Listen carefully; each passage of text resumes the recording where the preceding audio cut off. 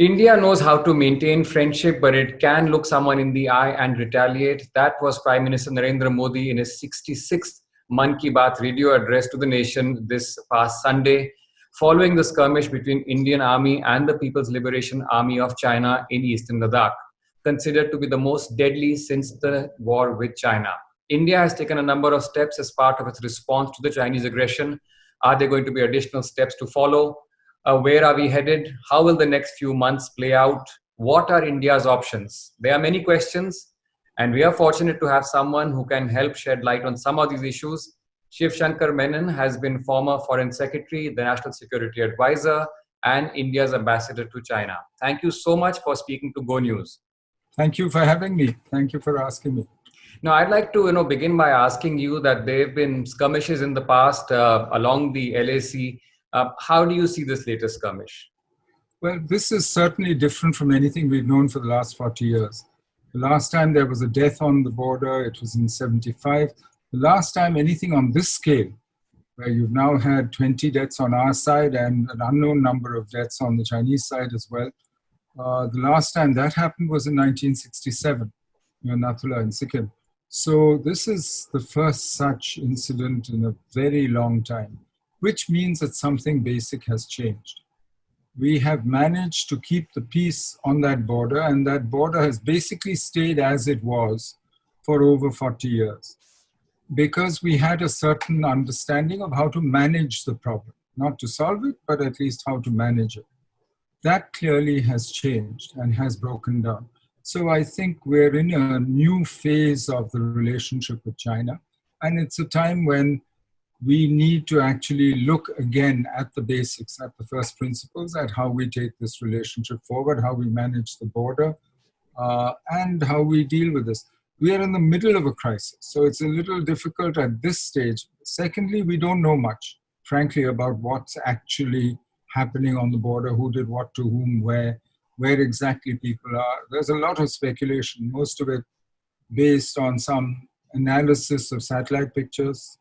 Same picture can be interpreted in opposite ways, and leaks, and some motivated, some inspired. So I'd be very careful about the operational, tactical, other details about what jump into conclusions. But one thing which is apparent is that this has been a deadly skirmish. The fact that 20 Indian Jawans, and of course the claims are that many more on the other side. But the fact is that even if no weapons were used, 20 people, Jawans have lost their lives. This is a pretty deadly face-off, isn't it? And where do we go from here? Obviously, steps need to be taken. These are the world's two largest, most populous nations. Both, of course, competing for resources in terms of development, in terms of growth. They're nuclear-armed neighbors. We've had our issues in the past, but this has been, according to many people, the deadliest skirmish in the past so many years. So how do you see this evolving now? What are the next few steps that need to be taken? Yeah, I think you're absolutely right. This is actually the deadliest skirmish, as I said, since 67. We do need to reevaluate the relationship. Two things I think are clear. One, this has happened because China has changed its behavior on the border. This is the first time we see Chinese pressure on the border build up, crossing the line of actual control in multiple places simultaneously, and trying to change the situation on the border, whether for local tactical military reasons, operational reasons, or for larger strategic reasons. I mean, it probably for both. That's one thing that is clear. So why has Chinese behavior changed? I think we need to analyze that. And why are they now pushing so hard on a border? The other thing I think that is important to remember is that by making the whole border live, what I think we have to say that China has actually brought into question all the agreements that we signed with China since 1993, which were designed to keep the peace on the border, which some were confidence-building measures. Basically, the agreements provided that both sides would respect the status quo, would not change the status quo, and that if there were differing interpretations, patrols met and so on, we would handle the matters peacefully and negotiate a way out of it. Clearly, in this case, that is no longer so. China is trying to change the status quo. B, we have not managed in 3 months now, more than 3 months this has been going on, that we have not managed to restore the status quo as the agreements provide for. So one has to question China's commitment to the agreements, in which case we are in a whole new territory now in our relationship with China. And that is something that we will have to think through and actually take steps to protect our interests, to make sure that we, not just our territorial interests, but our interests in the relationship as a whole. How would you say, what should the next few steps as far as India is concerned? Well, what I think should our next steps be? we're already doing the first thing that we must do, which is talk directly to the Chinese. Try and restore the status quo ante on the border itself, because that must be an essential condition for moving forward. You know, China in the South China Sea, for instance, has done this sort of 2 steps forward, 1 step backwards. You know, they change the ground situation, then they negotiate back. So everyone says, good, now things are settling down, we're going back. For instance, in our case, it's clear that China's had tried to cross the LAC in several places, that China is now talking of disengagement, or there's some talk in the media of buffer zones. Now, if all that is after China has moved forward, then basically we are talking about disengaging from territory that has been unambiguously under our own control so far. That's not a good step. I mean, that would be 2 steps forward, 1 step back. But so for me, therefore, first essential is we need to restore the status quo as it was before. But then we need to look at the broader relationship. You've heard there's very strong public, I think, anger and calls for boycotts of Chinese goods and so on. Those are things we need to look at the economic relationship, which is not entirely satisfactory from our point of view, a huge trade deficit. But actually, this is an opportunity to recalibrate that and to make it better than it was before. But we need to do that on the basis of our interests. After all, many of the things we import from China, we need for our own industries to work. So I think we need to take a much more holistic view of the entire relationship, of what we are doing together with China. But then we need to look at the broader picture of how we actually deal with the rest of our neighborhood, with what is happening in the rest of South Asia. We need to consolidate our relationships with our friends in Asia as a whole. After all, we are not the only ones who are facing pressure from China. Japan is, there are other countries, Indonesia, Vietnam, other countries who see Chinese pressure in the South China Sea. So we need to work with our friends to try and make sure that Asia at least stays an open, multipolar, and place where, frankly, the rule of international law applies. And that's something that we need to work with our partners, work with the US, work with others. You also talked about the fact that, as far as trade is concerned, India has got a huge trade deficit with China. We're trying to fix that. But again, right now, with so much call for boycotting Chinese goods, hotel associations in Delhi saying we will not even take Chinese guests. So there, of course, is that public sentiment which is built up. But as you said, importantly, a lot of those components are high-value components that India requires: medical equipment, electronic items, things that India takes from China, perhaps adds value to it, exports it to a third country as well. So as far as India's imports from China are concerned, they are huge. As far as India's exports are concerned, would we end up perhaps losing more in that trade war? And is that enough, or is that just the optics? Well, I think it's not only the crisis on the border. It's also the fact that both economies today are in an economic crisis after COVID. The Indian crisis might have started earlier, but the fact is both economies are doing very badly, and we'll have to recalibrate internally anyway, depending on internal demand. Both countries are now talking of self-reliance. Prime Minister Modi has spoken of it. President Xi Jinping has also been talking of China needing to be much more self-reliant, because everyone expects the world economy to be in much worse shape, much slower growth for quite some time to come. So given that, you have an opportunity, therefore, to recalibrate your relationship with China. You need to look at what is important for you. Cheap Chinese goods actually benefit the Indian consumer. They also benefit the Indian manufacturer who uses automobiles, for instance. We use Chinese parts, pharmaceuticals, which we export and use. It's important for our health. We use Chinese APIs. So we need to look at where our interest is, where the Chinese interest is. Trade doesn't happen only the way you want it.